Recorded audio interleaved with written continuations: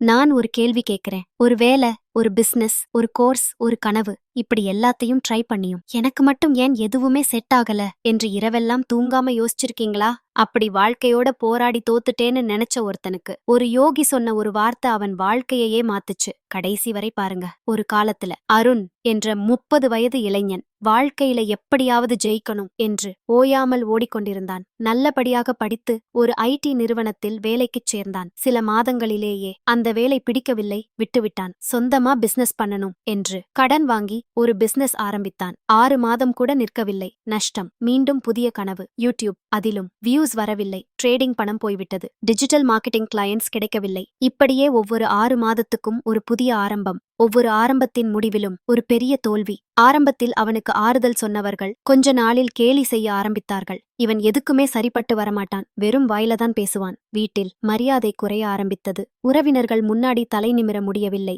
இரவில் தூக்கம் வரவில்லை. ஒரே ஒரு கேள்வி, நான் உழைக்க தயாராத்தானே இருக்கேன், அப்புறம் ஏன் எனக்கு மட்டும் எதுவுமே செட் ஆகல? என் அதிர்ஷ்டத்துலதான் பிரச்சனையா? ஒரு நாள் எல்லாத்தையும் விட்டுவிட்டு மன அமைதிக்காக மலையில் இருந்த ஒரு யோகியை பார்க்கப் போனான். அவர் முன்னாடி முழங்காலிட்டு அழுதுகிட்டே சொன்னான், சாமி, நான் எதையும் அரைகுறையா பண்ணல, முழுசா முயற்சி பண்ணேன். ஆனா எதுவுமே ஒர்க் ஆகல.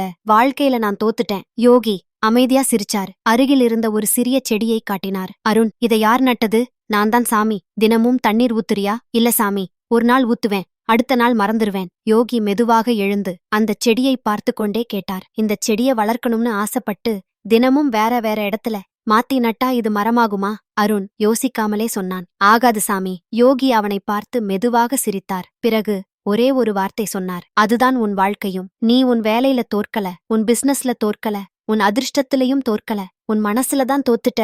அருண் அமைதியா கேட்டுக்கொண்டிருந்தான். யோகி தொடர்ந்தார், ஒரு விதை மண்ணுக்குள்ள போனதும் முதல்ல வேர் பிடிக்கும். அது வெளியில தெரியாது. அதுக்குள்ள நீ அதை தோண்டி வேற இடத்துல நட்டுடு, மறுபடியும் வேர் பிடிக்க ஆரம்பிக்கும். மறுபடியும் மாத்திடுற. இப்படி விதையை தினமும் மாற்றிக்கிட்டே இருந்தால் அது எப்ப மரமாகும்? சில நொடிகள் அமைதி. பிறகு யோகி சொன்னார், பாதையை அடிக்கடி மாத்துறது புத்திசாலித்தனம் இல்லை, பொறுமையின்மை. வெற்றி வேகமா ஓடுறவங்களுக்கு கிடைக்காது, ஒரே இடத்துல வேர் பிடிக்கிறவங்களுக்குத்தான் கிடைக்கும். அந்த ஒரு நாள் அருணின் வாழ்க்கையையே மாற்றியது. அன்று முதல் புதிய பிசினஸ் இல்லை, புதிய கோர்ஸ் இல்லை, புதிய கனவு இல்லை, ஒரே ஒரு பாதை. அதிலேயே நிற்க முடிவு செய்தான். இந்த முறை தோல்வி வந்தது. மீண்டும் முயற்சி செய்தான். மறுபடியும் விழுந்தான், மீண்டும் எழுந்தான். மக்கள் மீண்டும் சிரித்தார்கள். ஆனா இந்த முறை அவன் யாரையும் பார்க்கவில்லை. தினமும் கற்றான், தினமும் முன்னேறினான், தினமும் தன்னை நேற்றை விட கொஞ்சம் நல்லவனாக மாற்றிக்கொண்டான். செடிக்கு தினமும் தண்ணீர் ஊற்றுவது போல அவன் ஒரே கனவுக்கு தினமும் உழைப்பை ஊற்றினான். 3 வருடங்கள் கழித்து ஒரு காலத்தில் எனக்கு அதிர்ஷ்டமே இல்லை என்று அழுத அதே அருண்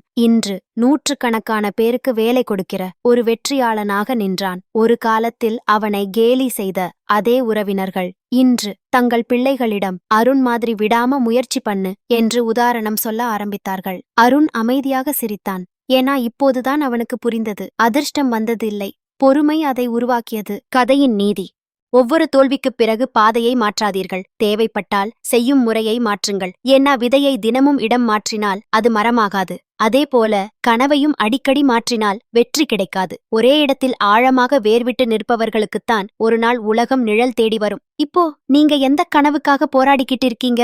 அத கமெண்ட்ல எழுதுங்க. இந்த கதைய நான் தோத்துட்டேன் என்று நினைச்சு கனவை கைவிடப் போற ஒருத்தருக்கு கண்டிப்பா ஷேர் பண்ணுங்க. ஒருவேளை இந்த ஒரு ஷேர் அவரோட வாழ்க்கையில புதிய ஆரம்பம் இல்ல, கடைசி வரை போராடுற தைரியத்தை கொடுக்கலாம். மேலும் மனதை தொடும் வாழ்க்கை பாடக் கதைகளுக்கு ஃபாலோ பஞ்சுமிட்டாய் ஸ்டோரீஸ்.